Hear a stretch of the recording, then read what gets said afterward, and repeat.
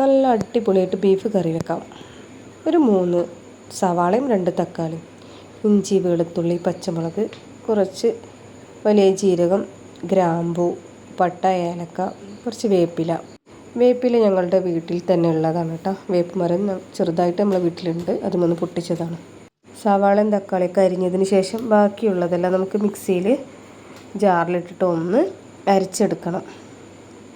കുക്കറിൽ 2 ടീസ്പൂൺ വെളിച്ചെണ്ണ ഒഴിച്ചതിന് ശേഷം തക്കാളി സവാള എല്ലാം അതിലേക്ക് ഇട്ട് കൊടുക്കുക.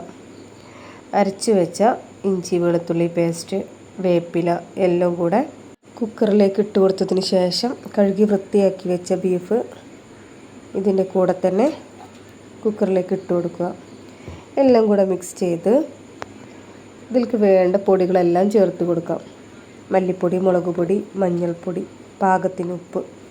വീണ്ടും എല്ലതും കുറച്ച് വെള്ളം ഒഴിച്ചിട്ട് നമുക്ക് കുക്കർ മൂടി ഒരു 7 വിസിൽ വരെ വെയിറ്റ് ചെയ്യാം.